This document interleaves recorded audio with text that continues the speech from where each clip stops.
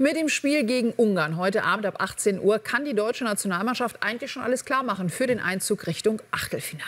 Und hast du dir jetzt in den vergangenen 1,5 Stunden mal überlegt, dass du deinen Tipp vielleicht ein bisschen ändert? Weg von diesem schwachen 1:0 hin zu mehr? Nein, ich bleibe bei dem 1:0.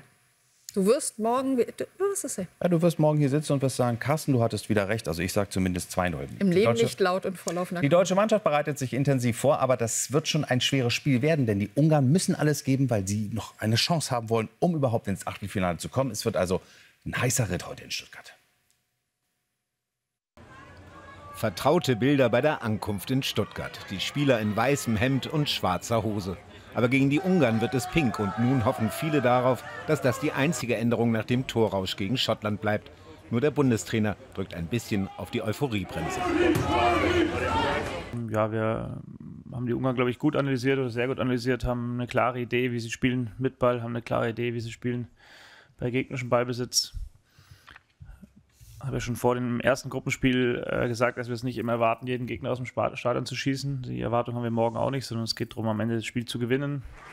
Ein besonderes Spiel wird es auf alle Fälle für Maximilian Mittelstädt. Er ist der einzige von 4 Stuttgartern, der in der Startaufstellung steht. Wir wissen aber auch, dass wir die Leistung, die wir gegen Schottland auf den Platz gebracht haben, zu 100% genau so nochmal brauchen. Und ich glaube, jeder Prozent, den wir morgen nachlassen, der kann am Ende wehtun. Und von daher müssen wir alle fokussiert sein und extrem aufpassen, weil vor allem Ungarn im Spiel mit dem Ball, vor allem mit Szoboszlai, einen extrem starken Spieler hat, auch durch Standards extrem gefährlich werden können. Und ja, da müssen wir aufpassen. Das Selbstbewusstsein ist aber da und wird von diesem Kerl gestärkt. Walter. Der 35-jährige Orang-Utan des Dortmunder Zoos, seines Zeichens EM-Orakel. Er favorisierte auch diesmal die schwarz-rot-goldenen Früchte.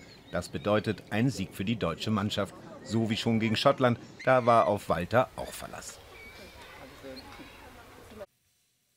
Und um 18 Uhr ist also Anstoß. Wir wollen schauen, wo das Stadion in Stuttgart sich befindet. Es ist natürlich das Stadion des Bundesligisten VfB Stuttgart. Und im Moment muss man sagen, spielt das Wetter überhaupt nicht mit. Es schüttet ganz gewaltig in Stuttgart, aber heute Abend pünktlich zu Spielbeginn soll es dann sich beruhigen. Und das Wetter soll zumindest mit 30 Grad auch sehr schön sein. Aber wie gesagt, es geht ja nicht ums Wetter. Es geht um einen Sieg und damit den möglichen Einzug vorzeitig ins Achtelfinale für die deutsche Mannschaft.